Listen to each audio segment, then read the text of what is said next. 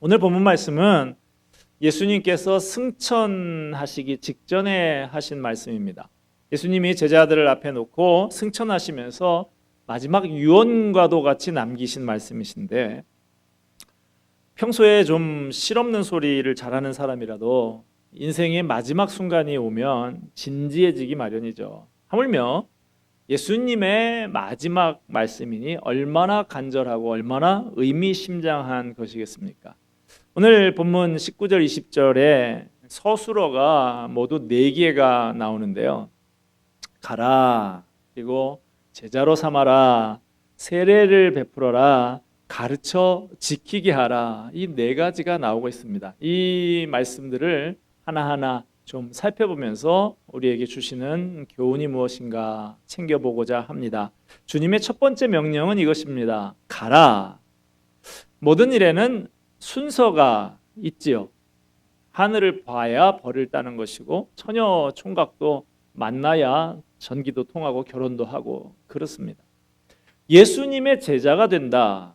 그러려면 먼저 예수님을 만나야 합니다. 만남이 있어야 변화도 있는 것이죠. 그러므로 교회가 우선적으로 감당해야 하는 사명이 뭐냐? 예수님을 만나게 해주는 일, 전도하는 일이 제일 첫 번째 사명이다 하는 것입니다. 대부흥의 시대에는 사람들이 그냥 막 교회로 몰려옵니다.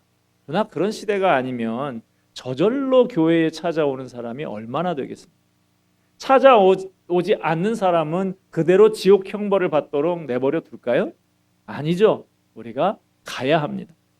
여러분, 예수님을 만나서 구원받고 삶의 변화를 경험하셨습니까? 그 소중한 만남과 변화의 경험을 다른 사람과 나누어야 합니다. 그리고 그들을 데리고 교회 문턱을 넘어야 합니다. 교회에 오래 다닌 사람들은 믿지 않는 사람들이 교회 문턱을 한번 넘는다는 것이 얼마나 부담스럽고 어려운 일인지 잘 모릅니다. 우리는 교회에 익숙해져 있잖아요. 그렇지만 그렇지 않은 사람들도 많이 있어요. 우리가 반대로 입장을 바꿔서 절간의 문턱을 넘으려고 하면 어떻든가요? 어색하고 불편하고 그렇죠. 믿지 않는 사람들이 교회 문턱을 넘는 것도 마찬가지라는 것입니다.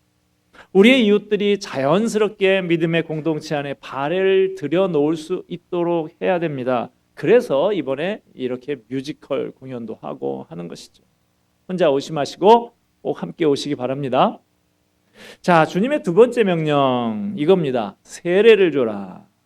원래 세례라고 하는 단어, 헬라어로 베프티조라고 하는 이 단어는 AD 1세기 때는 염색의 과정을 의미하는 단어였습니다. 하얀 옷을 염색액에다가 집어넣었다가 다시 건지는 것을 의미하는 말이에요. 여러분, 하얀 옷을 빨간색 염색약에다가 집어넣으면 어떻게 됩니까? 빨갛게 되는 것이죠. 염색액에 적시고 나면 그 옷감의 정체성이 아이덴티티가 바뀌는 것이죠. 세례도 마찬가지예요. 죄로 인해서 더러워진 우리를 예수님의 보혈의 피에 담겼다가 꺼내니까 깨끗해지는 거예요. 우리의 정체가 바뀌는 것입니다. 죄인에서 그리스도의 피로 깨끗이 씻음받은 사람으로 바뀌는 거예요. 세상과 짝하여 살던 나를 예수님의 은혜의 샘에 담갔다가 꺼내니까 이제는 예수님과 한 몸이 된 새로운 사람이 되는 것입니다. 이게 세례예요. 이처럼 세례를 받는 것은 우리의 인생에서 지진과 같은 순간입니다. 우리의 신분이 달라지고 인생의 방향이 완전히 바뀌어지는 순간이에요. 우리 중에 오래전에 세례 받으신 분은 너무 오래전에 세례를 받아서 그때 내가 무슨 고백을 했는지, 그때 받은 은혜의 감격이 무엇인지 이제는 다 잊어버리고 우리의 심령이 메말라 있을지도 모릅니다. 이 시간 성령님께서 다시 임재하셔서 우리를 다시 새롭게 해주시기를 바랍니다. 그 감격, 그 은혜가 다시금 샘솟게 되기를 바랍니다. 여러분, 오늘도 세례식이 있지만 우리 교회에서 거행하는 세례식에 같이 참여해 보셨잖아요. 세례 받는 분의 가족도 또 그 순장님도 새가족 부원들이 그렇게 꽃다발을 안겨주고 장로님들이 나와서 악수를 하며 격려를 하고 온 교우들이 노래를 부르면서 축복하는 그 장면이 얼마나 감동적인지 모릅니다.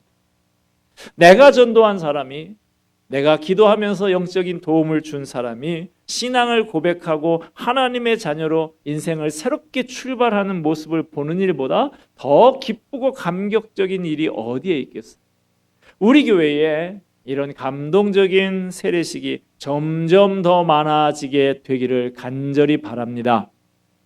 나 혼자 세례받고 나 혼자 구원받고 하나님의 자녀가 되었다는 것, 그것으로 만족하면 안 됩니다. 내 가족이 구원받고 세례받고 하나님의 자녀가 되는 축복을 누리는 것으로만 기뻐하면 안 됩니다. 우리 주님의 소원, 우리 주님의 꿈은 무엇입니까? 모든 민족이 다 세례를 받고 하나님의 백성이 되는 거예요. 모든 민족이 주님의 다스림을 받는 주님의 백성이 되어서 영원한 복을 누리기를 주님은 고대하고 계십니다. 여러분, 우리나라가 30, 50 클럽에 가입을 했습니다. 30, 50 클럽이 뭐냐?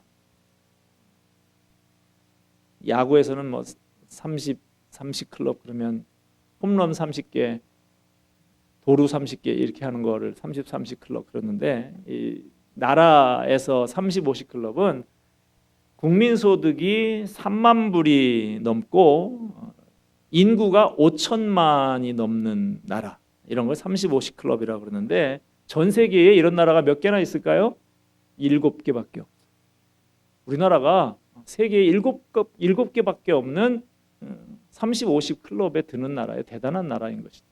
그런데 여러분, 이 나라의 국민소득이 3만 불이 되니까 이 세상이 더욱더 소망이 있게 됐습니까? 잘 먹고 잘 살고 잘 입고 큰 자동차 굴리고 큰 아파트에 살게 됐다고 해서 소망이 있습니까? 이 사회에 긍정적인 변화가 뭐가 일어나고 있습니까? 다음 세대들이 미래에 대한 꿈으로 부풀어 있습니까? 부부 관계들이 좋아지고 있습니까? 사람들의 심성이 거룩해집니까? 이 사회가 깨끗해지고 있습니까? 오히려 갈수록 소망이 사라지는 것 같아요. 인간성이 파괴되고 도덕성이 무너지고 환경이 점점 더 파괴되어지는 것이 오늘의 현실입니다. 점점 더 소망이 없어지고 있어요. 3만 불이니까 그렇지 4만 불 되면 달라질겠죠. 그럴까요? 이 땅은 점점 더 황폐화되고 절망만 남을 것입니다.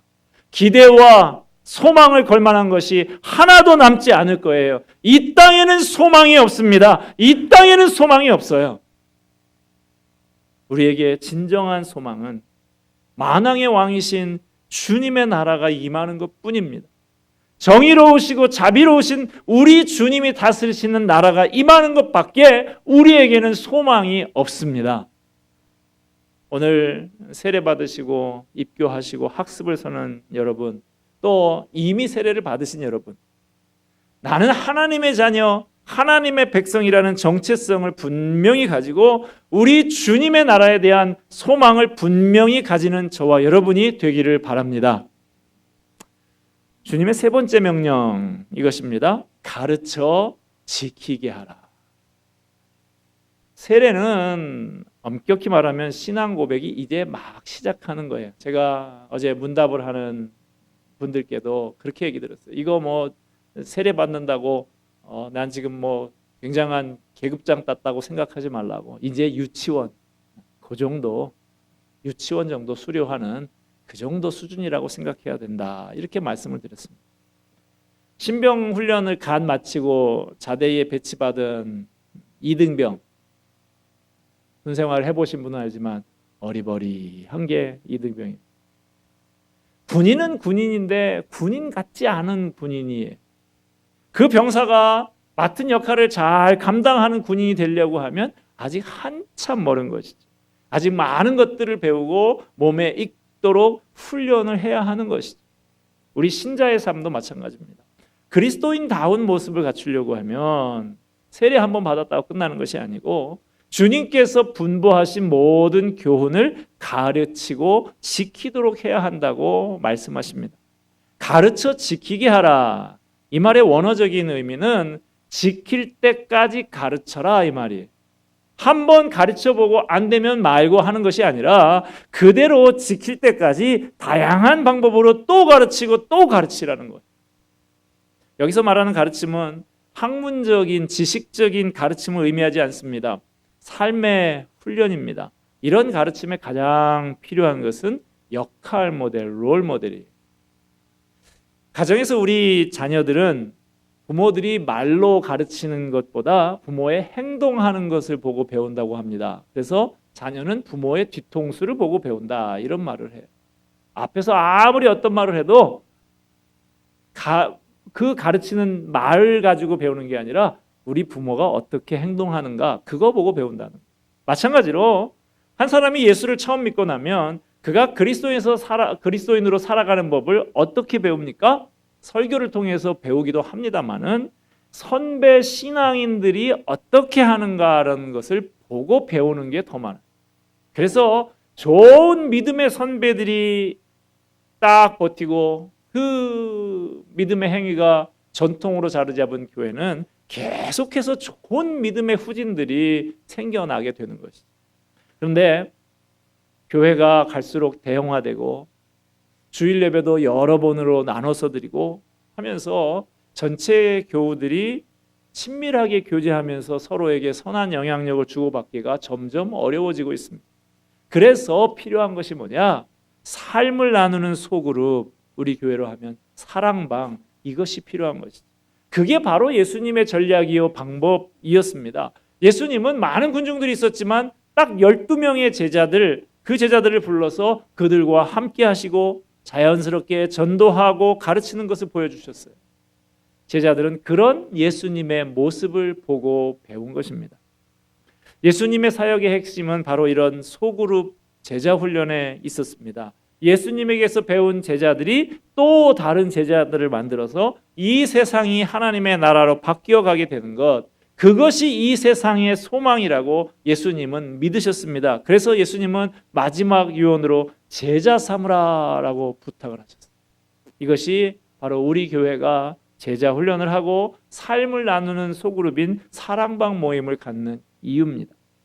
월드컵 경기장에 아무리 많은 사람들이 축구를 보러 모여도 그 사람들을 통해서 세상은 변하지 않습니다. 다 구경꾼에 불과하기 때문이죠. 우리 교회가 구경꾼만 가득한 교회가 된다고 하면 비극입니다. 주님께서 슬퍼하시고 한탄하실 거예요. 우리 주님은 우리에게 간절히 부탁하십니다. 가라, 세례를 주어라, 가르쳐 지키게 하라, 제자 삼아라. 우리 각자가 나 자신부터 예수님의 참 제자가 되기로 작정하고 제자의 삶을 훈련할 수 있게 되기를 바랍니다. 우리 교회 모든 성도들이 한 분도 빠짐없이 소그룹을 통해서 진실한 그 삶을 나누고 변화되며 예수님의 참 제자로 훈련받는 자리로 나아갈 수 있게 되기를 바랍니다. 그럴 때 비로소 우리는 이 땅을 치유하고 이 세상을 변화시키는 교회가 될 수 있을 것입니다. 기도하겠습니다. 하나님 아버지,